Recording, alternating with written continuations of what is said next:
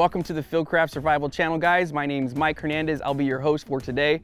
I've been part of the tribe for about 3 years. You can find me on Instagram at mike.a.hernandez and on YouTube here at Mike A. Hernandez. So to get started, we're going to talk a little bit about overland basics, mobility basics. We get a lot of questions about how should I set up my rig? What's your opinion? What's your take on it? We're going to discuss that today, and we're going to showcase my brand new 2020 Jeep Gladiator and move on from there. So to get things started, what we're going to be talking about today is vehicle-based travel. And that covers through a lot of different genres. You may have heard it being called overlanding, off-roading. If you ever camped out of your vehicle, essentially that's what we're doing. The emphasis is definitely on off-roading though. So when you're out here, what we're going to be talking about is four-wheel drive vehicles, and that's the direction we're going to take. When you're looking to purchase a vehicle, it doesn't matter if it's an older model or a newer model like this 2020 Gladiator. There's a couple of things that you do want to make sure you have. First and foremost, obviously, is a good four-wheel drive system. You're not going to do too well out in like the sand wash that you see here without it. After that, there are some accessories that you can get into that are just going to make life easier or make it more fun. Remember, a lot of the reason why we're doing this is to get our kids out from behind the iPad and out into nature like this. So you're going to look for lockers, maybe get a higher lift to get that ground clearance up, maybe a bigger tire, and so on and so forth. This model is actually equipped already with lockers, a front sway bar that disconnects, front and rear lockers, a sway bar that disconnects. It's got about a 33-inch tall tire, and you can see here it's pretty stretched out at 137 inches on the wheelbase. So there are some things that I am going to modify, but out of the box in terms of packaging, this is the reason why I went with the Gladiator. So the first place we're going to start in our build is tire size. What's great about the Gladiator here is you see it's already got these Falcon all-terrains on it, and this is one of our partners at Fieldcraft Survival. The most important thing to consider as you're building an off-road vehicle is what tire size you're going to go with, because that will determine the level of modifications or upgrade for the rest of the vehicle. There's very clear lines in between overlanders, rock crawlers, expedition style vehicles, and a lot of what you're seeing will be based purely on the tire size.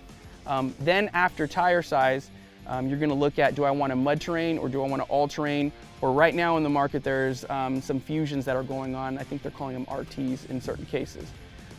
Those are very important because you will get a different lug pattern, a different life expectancy, even sound, like there's different sounds that'll come off road noise with the different tires. But more importantly, it'll also give you a different weight. So if you're looking to keep your vehicle light, you definitely want to go with an all-terrain or something like that. If it doesn't matter and you got big 1-ton axles and you want a mud terrain, then you can do that if you're looking to go extreme into the 40s. That's why tires are important, because that will determine, like I said in the beginning, the rest of your build. Next, we're going to talk about sustainment out in the elements. The first couple things or few things that you need to consider is basic human needs. So food, water, and shelter. That can come in the form of a rooftop tent or a ground tent. There's no law that says you have to have a rooftop tent. Next, you're going to think food. So how am I going to keep food for long periods of time? Maybe even if it's just 3 days, right? Well, a cooler and ice works just fine, or you can get an electronic, fridge freezer if you're able to. After that, water. Water is a very big consideration, especially for us, in the desert, where it gets pretty hot, but also there's no humidity. So you need to consider, how am I going to store that in my vehicle? So inherently with off-roading, you're going to find yourself in a situation where you might need to be recovered. So recovery is paramount. On a basic level, because remember, we're just talking basics today, you need to consider having 2 points in the rear and 2 points in the front. Anything that you can attach a tow rope to, a winch, or anything that you can establish contact between either a winch, like I said previously, or another vehicle. A lot of times getting stuck isn't emergent, but you do want to make sure, and in some cases when you're going on trips in a big group, it may be a requirement that you have 2 in the front and 2 in the rear. Additionally, you can purchase a lot of items, a lot of tools and accessories to help you in a recovery situation. Here I just have a couple. We're just going to go real briefly on them because this is a basic understanding of recovery. One of the ones that I want to highlight here is Max Tracks. These are going to be used in a situation where you don't have a lot of traction, say in sand or snow. In extreme cases like in Alaska, the muskeg is like a membrane that sits on top of water. It doesn't matter if you have 40s or big tires. You know, some people say, oh, you know, I can get through anything with these. Not necessarily. You are going to need something like this. We can really just go down and give you a lot more information. But today, like I keep saying, we're going to work on basics. A basic kit that I carry with me has a lot of synthetic products in it. This one is from Treaty Oak. You can see here there's a shackle, there's a dynamic and a static rope. We can get into detail on that later. A snatch block, which essentially doubles your towing power with a winch. And other accessories in here do include like a tree saver that if you're going to be latching down, let's say to one of these granite pieces or a giant tree, you want to make sure that that is taken care of and has a good anchor point. So all those things are things that you should consider in a basic recovery kit. And then if you want to know more, then you can definitely, you know, come to a course and we can go a little bit deeper or a lot deeper depending on which one it is on recovery.